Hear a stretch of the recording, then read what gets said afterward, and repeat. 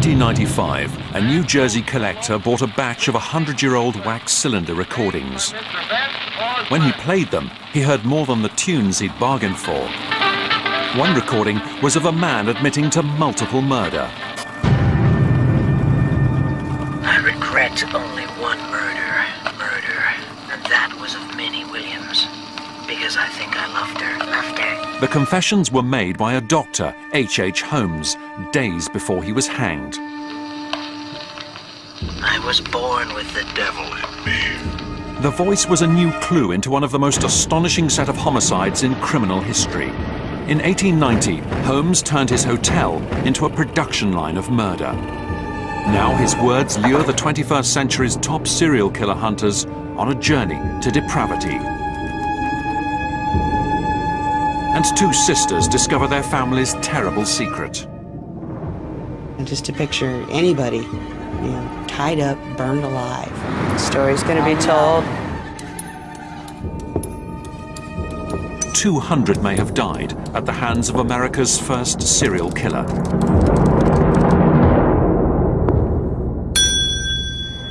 Well, my name's Joseph Kozenzak. I was involved in law enforcement for over 27 years, and I'm trained with the FBI in criminal and profiling methods, and have dealt with over 60 types of homicide cases and death investigations. I was a chief investigator in one of America's most horrendous serial murder cases. John Wayne Gacy was responsible for strangling 33 young men in the Chicago area over a period of about 5 years.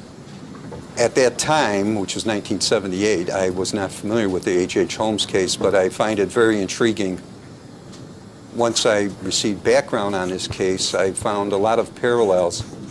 It was during an era when a massive exposition was taking place in Chicago. Gonna take a sentimental journey. Gonna put my heart at ease. The 1890s was America's Gilded Age. The economy was booming, and America's second biggest city wanted glory. Chicago won the right to hold the country's biggest ever celebration, the Great Columbian Exposition, or World's Fair.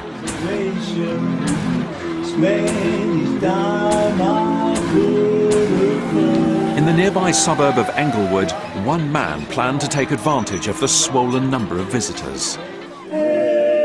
H. Holmes, Chicago.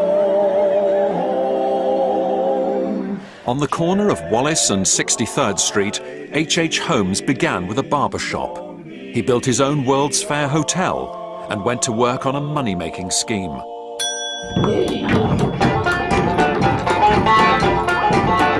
For 4 years, he murdered his guests, their children, employees and lovers to sell their bodies as dissection specimens. After his arrest in 1894, the killer left a chilling legacy, now being studied by one of Britain's leading criminal psychologists.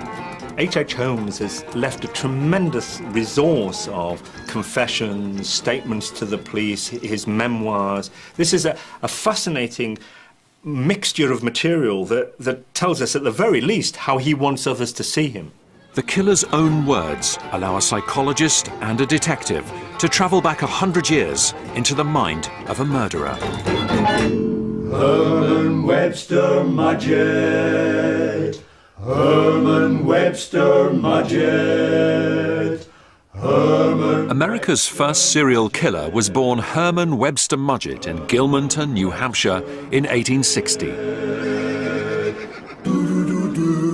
The middle child of a stern postmaster and devoutly religious mother, he grew up a mummy's boy.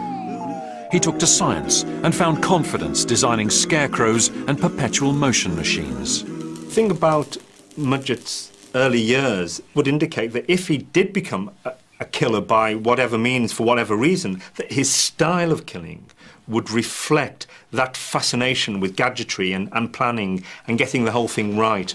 The poor boy's smartest plan was to marry the local rich girl and have her pay for his dream ticket from poverty medical school. Gonna play for the sky. Ain't gonna miss a thing. I'm gonna have my fling. I'm gonna live, live, live until I die. You can find a little bit of a footprint in the historical record of Herman Mudgett. We can trace him through the written record, the record that survived here. And with the first time we come across him is in this ledger volume, when he enrolls as a medical student, September 21 in 1882. During the first year of Mudgett's medical education, he worked on a cadaver probably every day.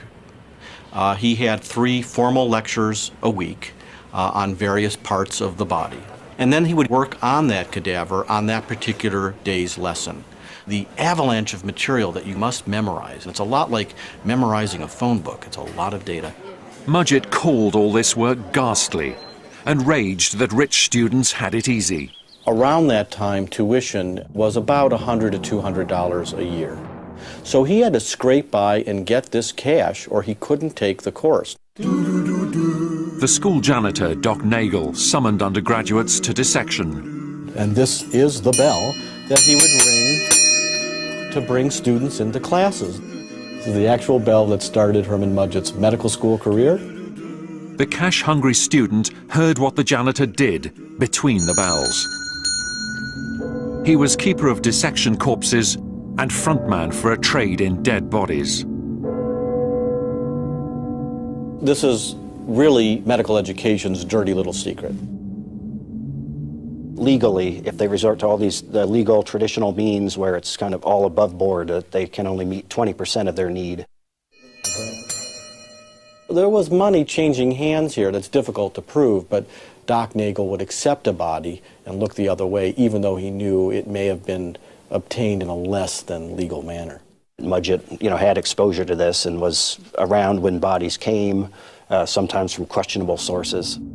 Them bones gonna walk around, them bones gonna walk around, them bones gonna walk around. Now hear the word of the Lord. A whiff of easy money from the dead would infect Herman Webster Mudgett with an obsession that would last until the day he died. Fantasy to a serial killer is the whole foundation of why they become a serial killer. The slayings of America's first serial killer sprang from a fantastic plan that a corrupt janitor had inspired in medical student Herman Mudgett. Mudgett was able to see people's bodies as a product that he could make money out of. And I feel that he learned that in medical school. College spawned a criminal fascination with the dead. Mudgett found that by digging up graves and selling bodies, he could pay for his tuition. He shared secrets with another classmate. We found an autograph book that belonged to a classmate that was in the 1884 medical class. And it gets a little, eerie when you think of the significance of what he did afterwards, because the inscription reads, "I am your true friend, Herman W. Mudgett." And the next page is also a classmate who also signed it, just compliments of R.C. Laycock, Medic, 1884. Not only is it possible that Laycock and Mudgett had a close relationship, it's highly likely. Imagine, if you will, a table just like this, about this wide, and a body in between. You had Laycock on this side and Mudgett on this, working on this body, dissecting it 20 to 40 hours a week for an entire year. Lab partners over their cadaver form a close relationship. After cutting up dissection corpses, Laycock and Mudgett fantasized about a get-rich scam using dead bodies. Their dream was to take out life insurance on a fellow schemer. The plan was this: to produce from a dissecting room 3 corpses, a man's, a woman's, and a girl's. We were previously to have a man's life insured for $40,000 in favor of his wife and daughter. We were to so arrange things that it would appear that his wife and daughter would apparently be murdered, and were to have this simulated tragedy followed quickly by the heartbroken man's own suicide. The borrowed corpses were to take the place of the real parties, after we had spirited away the latter. Mudgett would have himself made final beneficiary. He'd collect on the insurance, then secretly split the cash with the family. This dream of family murder might have been forgotten, but for what happened next. Mudgett was not the best student. He finished near the bottom of the class, and actually the faculty had to take a second vote whether he should actually be given his medical degree. He'd just scraped in as a doctor. Now he left the wife who'd paid his way and went chasing another woman in Moore's Fork in upstate New York. But he had to abandon his medical dreams to teach. And when he got engaged, word slipped out he was already married. Mudgett was exposed as a liar and a cheat. On a Sunday morn, saddle made forlorn.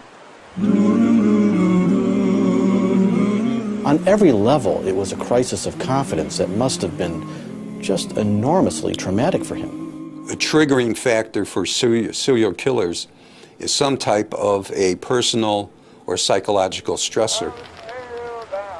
In the fall of 1885, starvation was staring me in the face, and finally I was forced to sell first one and then the last of my 2 horses. The fact that he was at financial straits at this time would just enhance his thought process to create this plan to kill a family off. Mudgett says he wrote to his college conspirator, Robert Laycock, and they began to hunt for corpses. This scheme called for a considerable amount of material, no less than 3 bodies, in fact. But no doctor could call for 3 bodies at one time without exciting suspicion. Herman Webster Mudgett. Finding corpses to replace an entire family seemed too risky, so Mudgett decided to pull off the fraud by pretending to kill only himself. Is no more. Throughout 1886, Mudgett worked in a drugstore to pay life insurance premiums.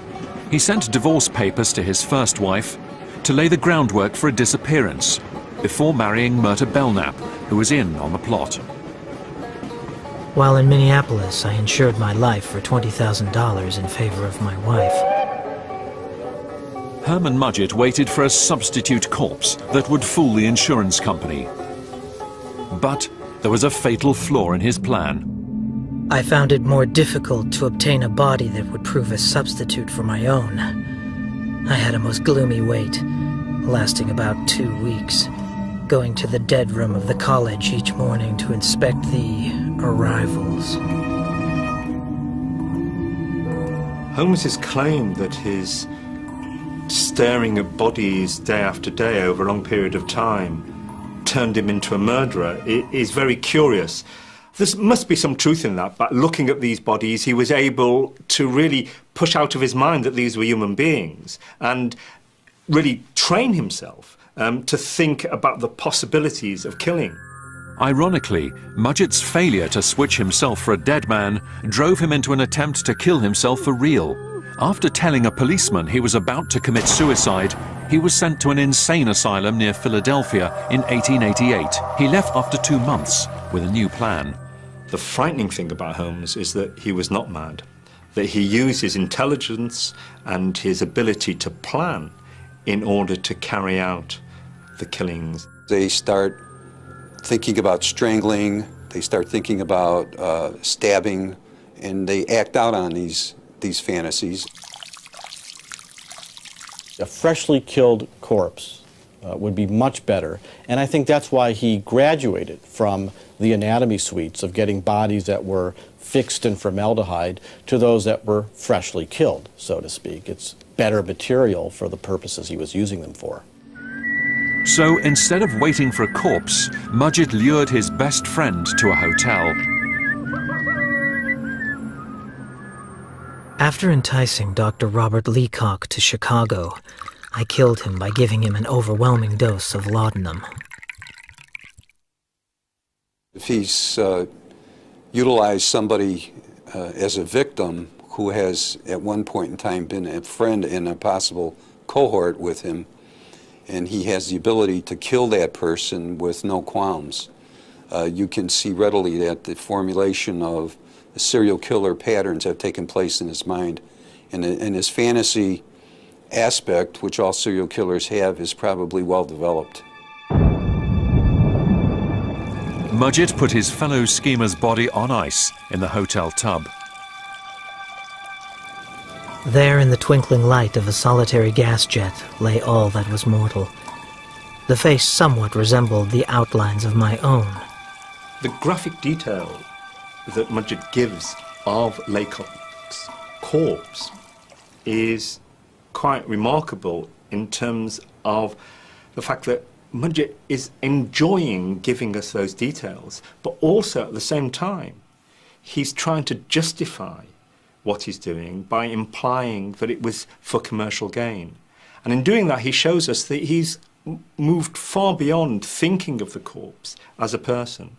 All he's doing is thinking of this as a body that has commercial value to him, and he makes that absolutely clear. I realized that at least $20,000 would come to me after a little further trouble. It's a most unusual day, feel like throwing my worries away. As a Dr. Cold Holmes from Chicago would say, it's a most unusual day. Mudgett dumped the body, dressed in his clothes and identity papers, to be found by the insurance company. And if we want to sing, let the Thus, after a great deal of trouble and thrilling escapes, I added the neat little sum of $20,000 to my bank account. On the surface, it may seem like the money is the primary motivator for him, but in essence, this is a person who spends a lot of time fantasizing about death and killing. But overall, there's more to this. The killing is actually part of the fulfillment of his fantasy process. The money from the Laycock murder bought land on this spot for Mudgett's dream home. He started out with a drugstore and a barber shop while his building rose. He'd call this turreted three-story edifice his castle and fill it with the latest inventions, such as gas lighting. The gadgets would be put to work in his new profession. Herman Mudgett was reborn as a homicidal entrepreneur, H.H. Holmes. I never heard a man speak like this man before. Holmes got his furniture mover, Wade Warner, to pretend to be the inventor of a new glass-bending machine.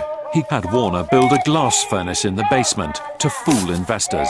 Holmes began the next phase of his murder spree, the business murders. The next death was that of Warner. I secured 2 checks signed by him for a small sum each. To these I later added the word 1,000 and the necessary numbers, and by passing them through the bank, a very large sum of money was realized. Holmes's business fraud would be exposed if Warner found out about the faked checks. A large kiln was in the castle basement. It was into this kiln that I induced Mr. Warner to go. He had his own personal form of morality. He still knew what he was doing. He knew that it was wrong. And then I closed the door and turned on the oil to their full extent. In a short time, not even the bones of my victim remained. Holmes now industrialized the hobby he'd learnt as a student doctor, raiding graveyards to steal bodies.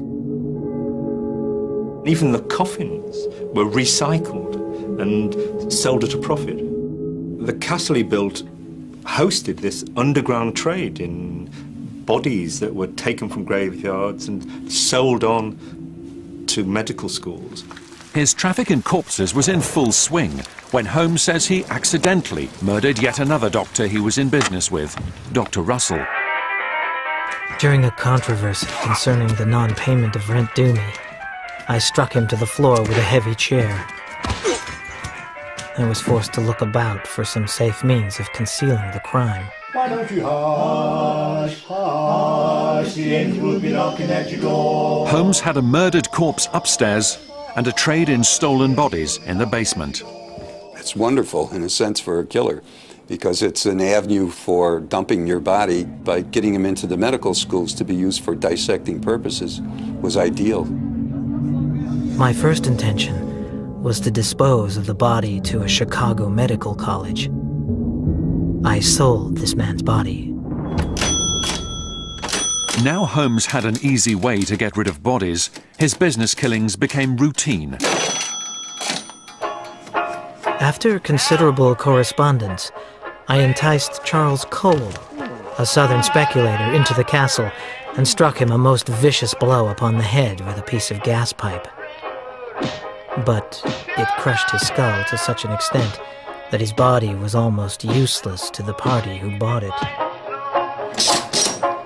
You don't want evidence of bludgeoning somebody. In his pursuit of the perfect dissection corpse, Holmes installed a vault in his top-floor office. Gas could be piped inside.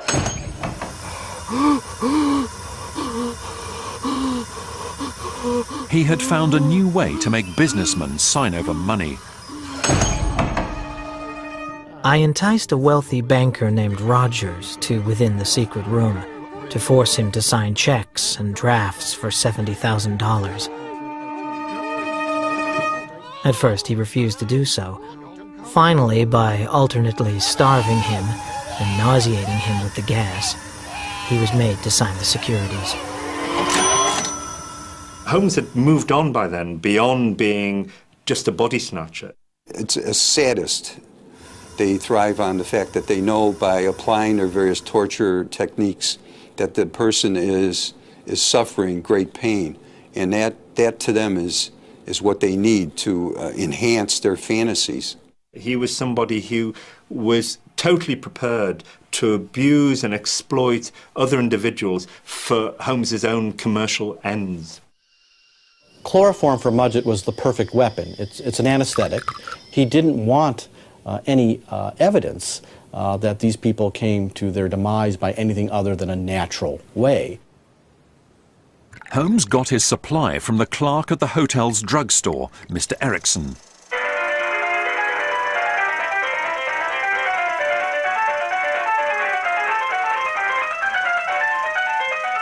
The need to have that much chloroform is certainly significant. You wouldn't be buying that much chloroform if you weren't killing a lot of people and using it to subdue your victims. It's remarkable that we've got the blueprints of the castle that he created. This blueprint gives us an idea of his thought processes, of the factory he was creating for murder. Holmes had separate tradesmen build parts of his design, so no one could tell he was shaping the hotel into an abattoir. Holmes is really unique in the history of serial killers because we've seen killers before who will create some sort of cage or cell to keep their victims in. But what Holmes has done is to create really a killing machine, a factory for getting these bodies, for harvesting these individuals who innocently have come into contact with him. Holmes leased out 5 shops on the ground floor and rented out offices and bedrooms upstairs. He had to get corpses unseen from the vault in his office through the rest of the hotel. Holmes could drag a body unseen through his office suite to a private bathroom. This had a trapdoor to drop the body into the bathroom below. A corpse could then be hauled to the dissection lab next door. At the far end of the lab, there was a bottomless closet. A body pushed into this cupboard dropped onto a corpse catchment platform below. To reach the body, Holmes went back to the bathroom, which had a secret stairway leading down to the corpse catchment platform. Holmes then slid the corpse into a chute that fell into the basement. Holmes could get hold of his victims and move them along and down a three-dimensional machine for killing that enabled him to get his innocent people into his web, into his mesh, in this place that he called his castle. Visitors said the hotel's maze-like layout seemed purpose-built to bring on disorientation.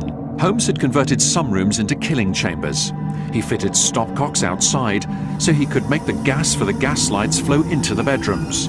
Holmes could also chloroform guests as they slept, then shift their bodies to the central disposal chute. He could get rid of them and get them out without being seen. Hush, hush, the angel will be knocking at your door. Let me... Holmes built a special box lined with tar so as not to leak blood as he took his victims to market. And he wouldn't, at that stage, have any compunction at all about how the victim might suffer.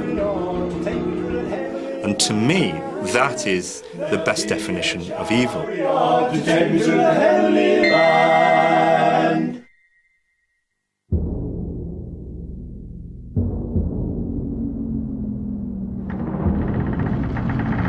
The first corpses rolled off the killing line inside H.H. Holmes's Chicago hotel in 1891. That fits into his overall scheme of being able to line up victims, have the life insurance in place, and then proceeding to kill these people to collect on the insurance. Holmes would produce enough dead policyholders to claim almost $250,000, but he was also killing for easier money, the cash paid by the medical schools for bodies. Chicago's Hahnemann Medical College had trained mechanic Charles Chappell to turn corpses into medical exhibits.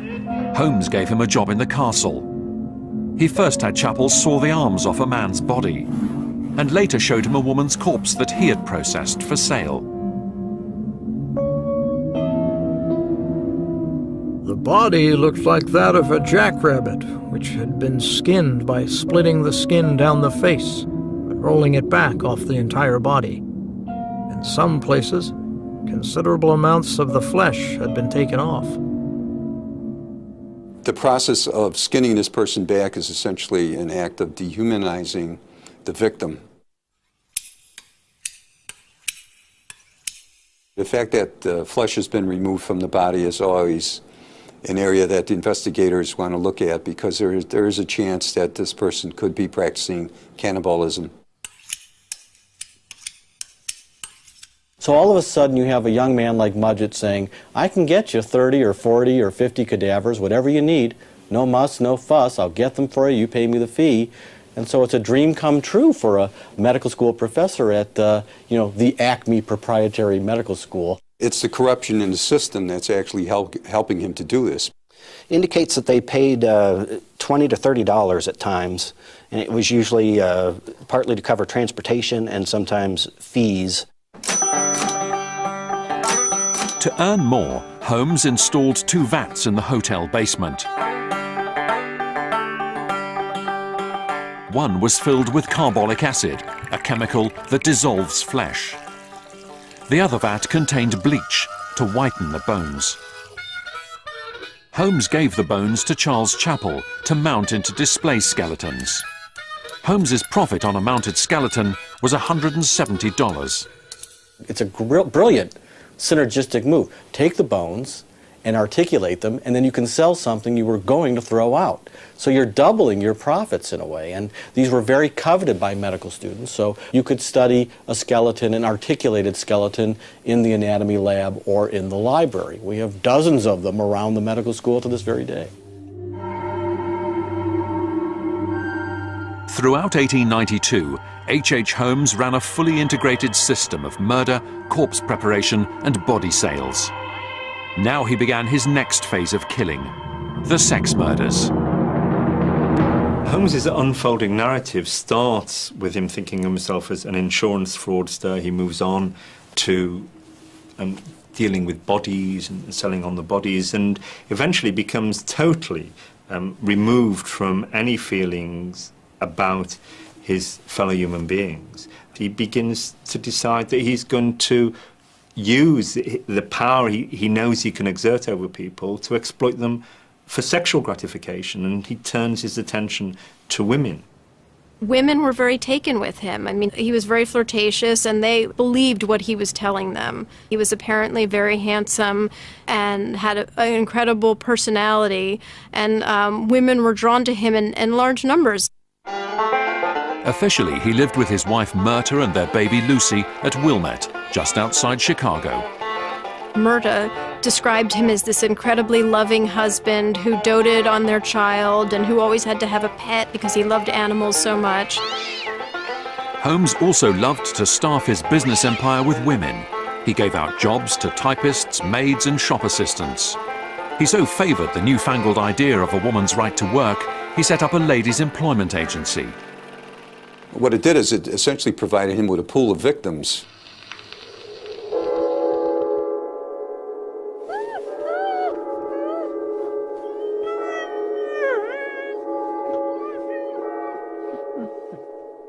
In the annals of serial killers, it's very unusual for the sexual assaults to come so late in the process. That's usually, for many serial killers, what drives them on to carry out the killing. But it seems that Holmes became aware of his power and that he could get away with murder, and late on turned to becoming a sexual predator, kidnapping and raping and abusing women, because he knew he would eventually kill them and be able to get away with it. Holmes leased out the castle's jewellery shop to watchmaker Ned Connor, who arrived with his attractive wife Julia and their 8-year-old daughter. Holmes gave the family a room above the store and helped them out again by giving a job to the watchmaker's 17-year-old sister. Now the Connors were in his debt, Holmes began living out his dissection room fantasy of family murder. Within months, the sister was dead. Holmes would confess that when she rejected his sexual advances, he poisoned her. The mysterious death ended the marriage of the watchmaker and his wife. Julia Connors began an affair with Holmes, with no idea he was a killer. Julia became pregnant. On Christmas Eve 1891, Holmes presented Charles Chappell with a satchel containing the stripped bones of Julia Connor. The severed body of her daughter was buried in the castle's lime pit. When he killed Julia Connor's daughter, he was getting rid of a witness. I mean, this was a child that could incriminate him. If there's an 8-year-old child that he thinks is going to get in the way of his activities, he'll kill that child. It won't mean anything to him.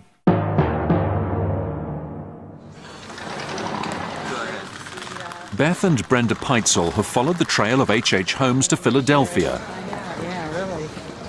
The sisters are investigating the murder of their great-grandfather, Ben Peitzel, after finding family papers revealing how his partnership with Holmes ended in a frenzy of child killing. And we hadn't been told anything about the story. It was hidden away. But then after our grandmother died, these newspaper clippings and articles were found at my grandmother's house. And then we really started getting all the horrible, horrible details of the whole case. Peitzel was an inventor, and Holmes licensed a coal bin he designed. Holmes even used Peitzel's children to advertise the new gadget. Both Howard, the little boy that's bending over and getting cold, and then the other girl with the chute there. If you look at those, they really look a lot like Alice or Nellie. And his own children, so he kind of... Holmes sized up the family man for a new job. Holmes was just a small man, 5'7", about 150 pounds, about my size. Little guy, big mustache. Benjamin being a big guy, over 6 feet tall, broad, muscular. It was really kind of like his henchman, you know, his lackey. Holmes sent his henchmen on the lookout for opportunities. In December 1891, Peitzel told Holmes of a beautiful young typist he'd met, Emmeline Sigrand. Holmes offered her a job in the castle. For the next 6 months, Holmes wooed the 23-year-old with flowers and trips to the theatre.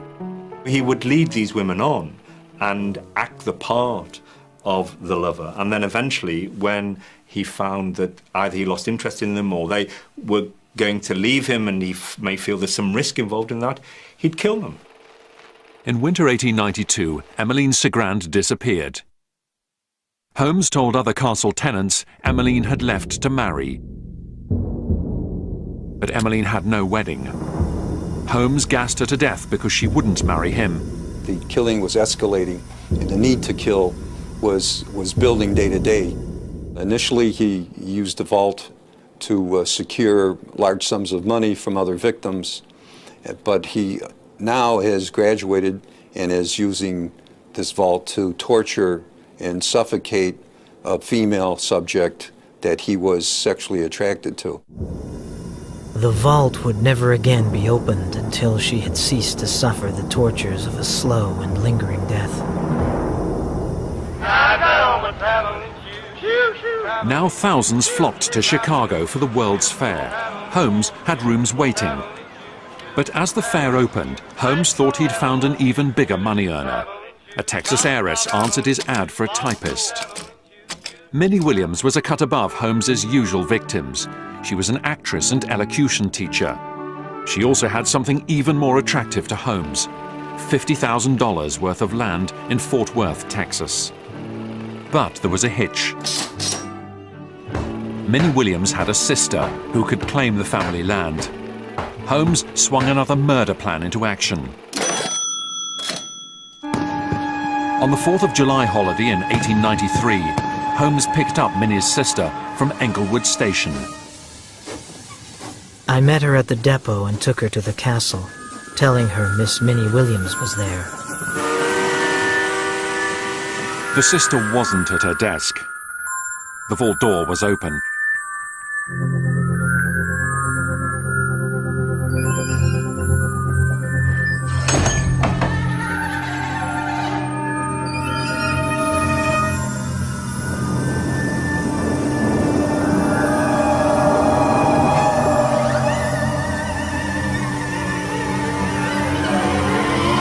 The mark of Holmes's perversion was burnt inside the vault door. In the process of torturing her, certain chemicals were used on her to enhance the torture. The sole of her foot undoubtedly had some type of substance on it, so that when her foot was probably pushing on the door from the inside while she was dying, left the foot imprint on the inside of the vault door.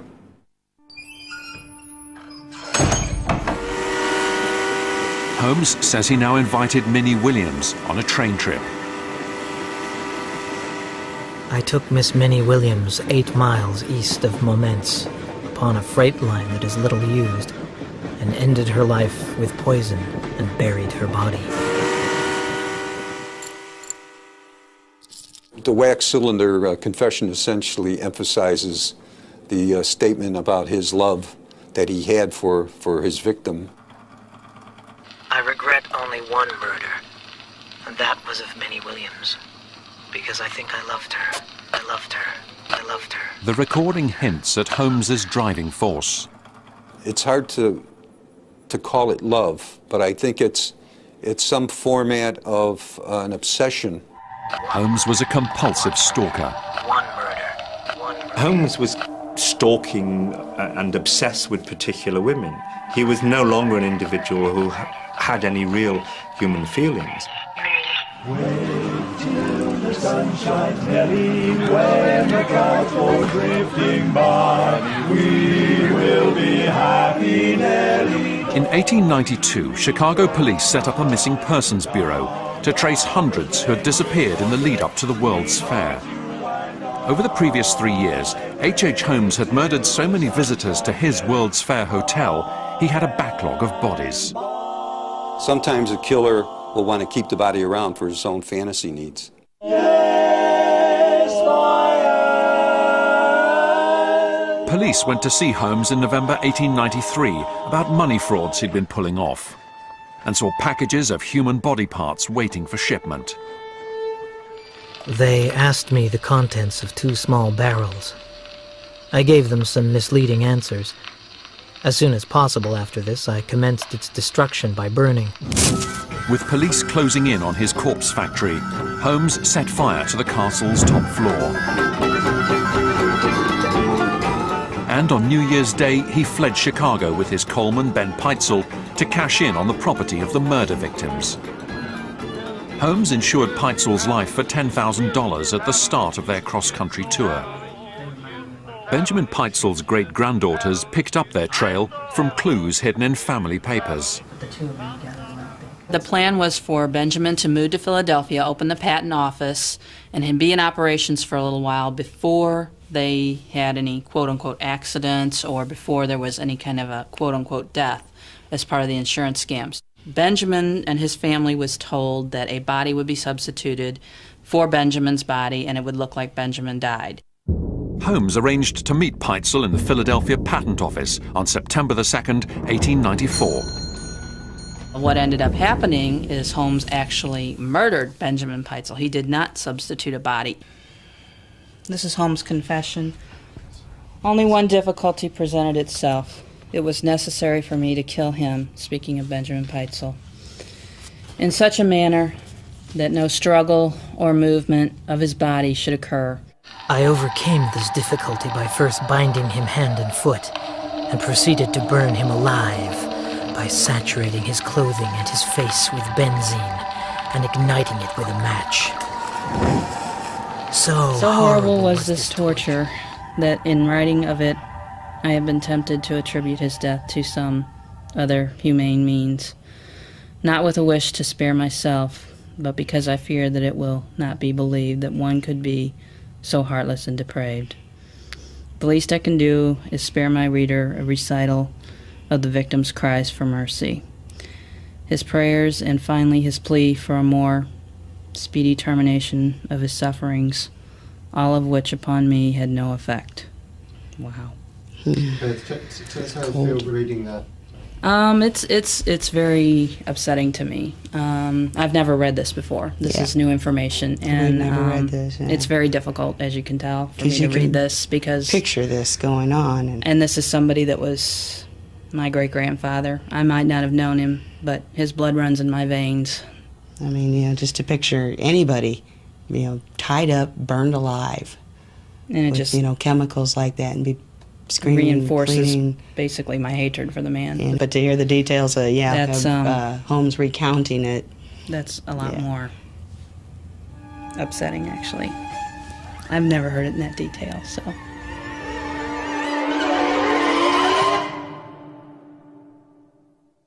Once you're on the roller coaster of killing people, kidnapping them, poisoning them with gases, using acid, you're bringing into your web women to exploit and abuse and then to kill. I mean, then anything's possible, and an individual who is doing all that will be exploring further and further what types of gratification he can get out of the victims he has available to him. When the insurance was paid out, serial killer H.H. Holmes realized his victim's wife and children could also claim the money. Holmes told Carrie Peitzel her murdered husband was actually in hiding and volunteered to take her children to him. It was also upon the 8th, early in the forenoon, that I went to the repair shop for the long knives I had previously left there to be sharpened. 8-year-old Howard was killed first. His body was cut up, burned, and stuffed up the chimney of a house in Indiana. Holmes took the girls, Alice and Nellie, north to Canada. They were writing letters that they telling would about properly what they did, date, where they were, dated, and yet Holmes never mailed them. Dear Grandma and Grandpa, hope you are all well. We have not had any nice weather at all. Nell and I have both got colds. Tell Mama Howard is not with us now. Holmes now adapted his luggage trunk into a portable gas chamber. On October the 25th, 1894, he put the two girls inside.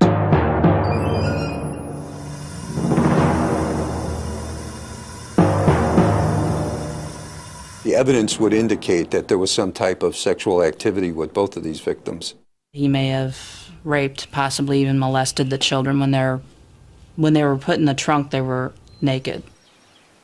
Holmes rented this house in Burlington, Vermont, for his final fantasy of family murder. Everybody, the entire family. He plotted to kill Carrie Peitzel, Desi, the oldest daughter, and our grandfather, the baby warden. So we wouldn't even be here. But the insurance company became suspicious Peitzel's death was no accident. They hired Detective Frank Geyer to track down who had taken out the policy. Police arrested Holmes in Boston, but had no idea he was a murderer. They didn't have enough information about his other crimes to convict him of anything other than the insurance fraud scam. And because Ben Peitzel was burnt beyond recognition, Holmes claimed his was a corpse snatched from the morgue and that Peitzel was living the high life on the run. Now Holmes became a celebrity for pulling off graveyard insurance scams. They're gonna say, hey, He decided to write a book about himself while he was in prison.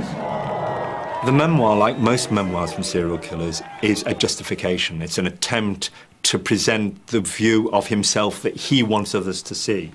But it does indicate that he was a very intelligent man, a very verbally capable individual. And you can see how he could talk and charm others into believing in his plausibility. He was the perfect villain, but he was also sort of this mysterious and handsome villain and well-spoken, and he just continued to be compelling throughout. Holmes had got away with it. He was a top-selling author whose book of lies hoodwinked the world on how he'd used murders to fool insurance men. But the insurance detective had cottoned on to Holmes's mistake, keeping the murdered girl's letters. Frank Geyer would have never been able to backtrack and figure all this out, where these kids were and where he was at these different cities and all, without those letters. Holmes had those in his possession. He had never mailed them. The letters to the kids, children to their had mailed parents. To their mom. Yeah, never mailed them letter. and had them in his possession, and that was, you know, that was basically putting the rope around his neck himself. Right. Tell Mama. Alice's letters led Geyer to the house in Toronto. Headlines recast Mudgett from a swindler into a sex criminal, and then as a new phenomenon, the multi-murderer. Howard is not with us now. The day after Alice and Nellie were found, detectives broke into the Chicago hotel. They found the killing vault, blooded women's clothing, and rotted human remains. When police found a length of rope, they realized Holmes had designed the house itself to do the killings. He shaped an instrument for murder that was the building. After they'd been chloroformed, hanging them, using the building very carefully constructed so that the hanging body would be then easily accessible. Charles Chappell handed police the last bag of bones delivered by Holmes. One victim, thought to be the watchmaker's wife Julia Connor, was recovered as a mounted skeleton from Hahnemann Medical School. Frank Geyer was still searching for young Howard Peitzel. A month after he found the girls, Geyer found the boys' burnt remains in the Indiana house. No longer fooled by Holmes's stories of swapping corpses, Philadelphia put him on trial for the Ben Peitzel murder. In Philadelphia, the trial of H.H. Holmes was basically the biggest thing that had ever happened to the city. Holmes was declared guilty and sentenced to death, and that was also another opportunity for the press to really get involved in the case. He made his last killing when newsmen paid for his confession to 27 murders.